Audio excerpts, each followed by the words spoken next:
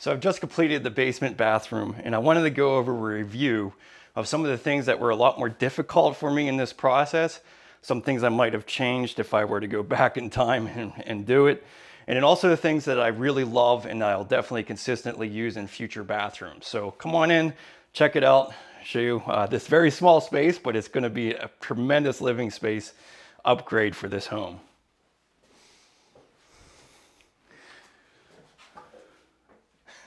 So this is it. This is only 4 by 8, and that's probably the one thing that I would have probably liked to have changed, was actually the size of the bathroom and making it a little bit longer. If I would have had 9 foot, I would have just had a lot more space for maybe a bigger vanity and really just not feeling as crowded. We only have about 4 inches between this and the glass, so you know, but the space is confined in this home. This was only a 1,000 square foot home. It had a full basement that wasn't finished, so that's why we did this. So, but we needed to keep it small just because of the size of the basement. So 4 by 8 would definitely be the minimum size that I would say that you would want to do for a full shower. But some of the things that I love that I will definitely consistently use is, one, are these shower doors. These were made by Vigo. A sliding glass shower door system for a small space is tremendous. These things really are nice and really well built. The hardware was tremendous, 3/8 inch glass. You really can't beat it. And really the installation of it was pretty straightforward and very easy to install. The shower, obviously this is 3 by 4, so the 4 foot, the full width of the room. We did a ceiling, obviously at the shower light. This is another item that I definitely would use in future projects, are these shower systems. The exposed plumbing really gives a nice decorative look. Really loved it, and the water flow is tremendous. So really awesome with that. Now the tile is, you know, that's really a design feature of your own project. I actually personally love it. I think just being simple and not having too many borders or anything else incorporated with this, the green really kind of gave it a nice clean look to it.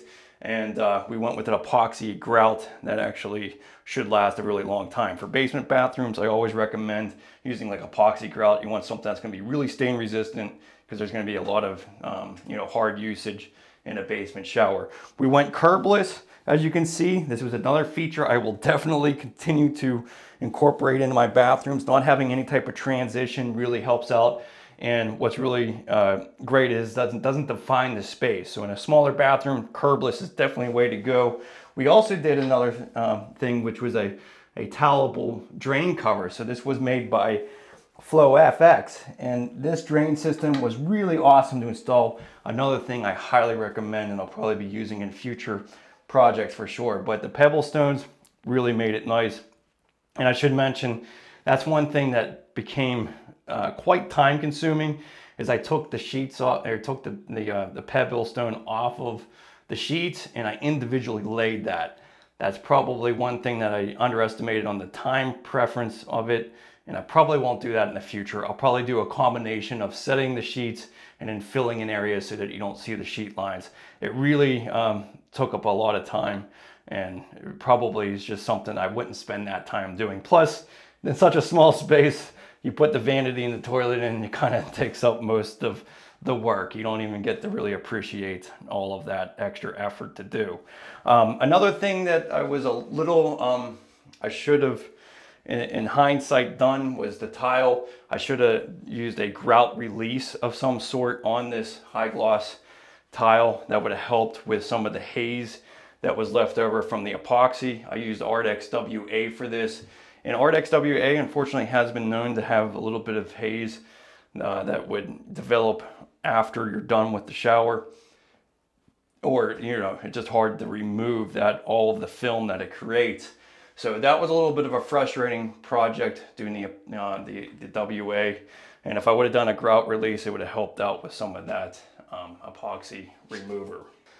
At the beginning of the project, what I really underestimated was the time that it was going to take to actually tear up the concrete, and how painful that actually might be. A lot of old bathroom or basements that I've worked in, the concrete was usually pretty simple to bust up, but that could be just because it was, you know, 1930s, 40s, and they didn't really do a good job of pouring concrete. This home had a real decent thick 4-inch pad, and it was really brutal to tear up. So the jackhammer was needed. My sawing, cutting the saw for it was really kind of difficult, cutting the concrete. So that was a little bit unexpected, but really you have to get through it one way or the other. The other thing was finding the pipe for my actual connection to the plumbing.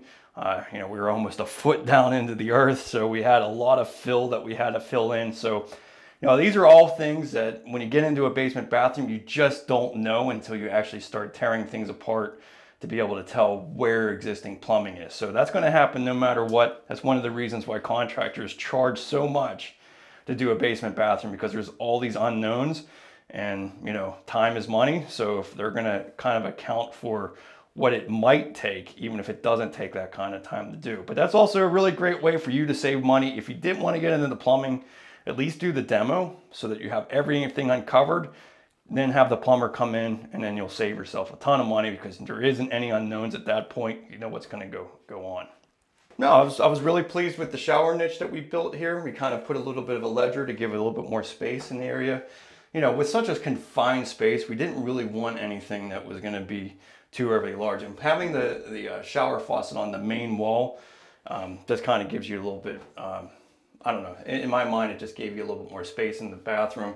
So you really kind of had all the real estate of this back wall with the shower faucet. So shower niche on the back wall definitely was definitely a nice feature. I'll definitely incorporate more sills like this. I think it really makes a lot of sense, gives you a lot of extra storage for it. And then what I was really pleased with was this Teak vanity. This thing was actually beautiful.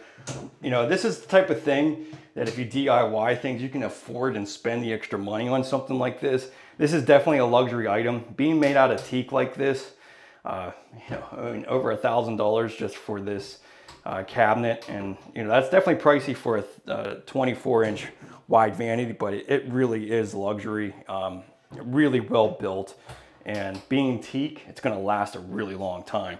We also did a custom backsplash with the wall-mounted faucet. This is definitely something I'll incorporate in future projects. Having a wall-mounted faucet, just, I don't know, makes it so much easier to clean, and it just is a really beautiful look. So definitely a feature I'm going to install. We had a custom top made so that this can be basically the backsplash of it.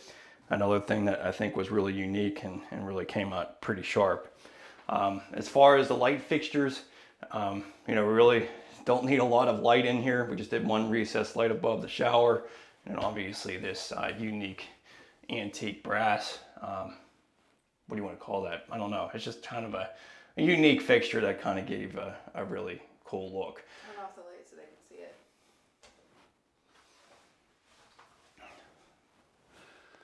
So yeah, the exposed bulbs, you know, I mean, two light bulbs works out pretty well.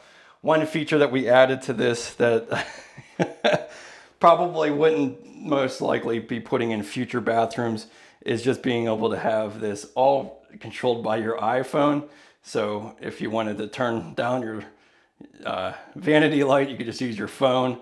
This is definitely a pretty cool feature. Definitely not something that I think is really ultimately that practical, because really you come into this bathroom, you can just automatically dim them. But it is a very quality electrical device to be able to do this. So Lutron definitely did a good job with that. Went with our standard American Standard Cadet 3 toilet. Still one of my favorite toilets, pretty much install in almost all of my bathrooms. You know, and the one great feature about, you know, I don't know about all toilets, but I know the American Standards, if you didn't really correctly set your flange where it needs to be, you do have a lot of flexibility. We had 11.5 inches from the center of our rough-in flange to the wall, and we still had a 1/2 inch gap behind here. So we had plenty of space for that.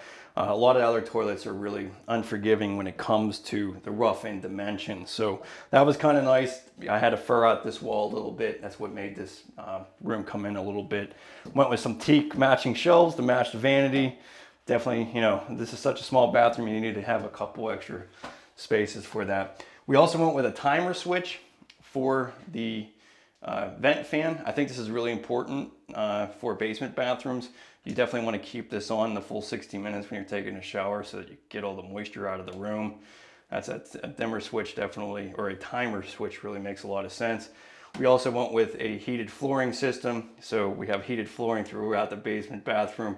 That's again, if I'm building any basement bathroom, it's always going to get a heated flooring. It can get really cold here in the winters, and no matter what, concrete's always cold. So this is going to be a real bonus to the bathroom. But all in all, very pleased. And yeah, let me know what your thoughts are on it. And one last thing, we have a pocket door. Pocket doors are definitely a good idea for small spaces. You definitely wouldn't have enough room to swing a door and get around it. So pocket doors are definitely one way to go as well. So leave a comment down below. Let me know what you think, what maybe you might have changed. Maybe you don't like the design of it. I'd love to hear your feedback. Mom. Yeah. I made something with the stickers. You did? Yeah. The dots. Oh, I like the door. Yeah. Get trapped in there.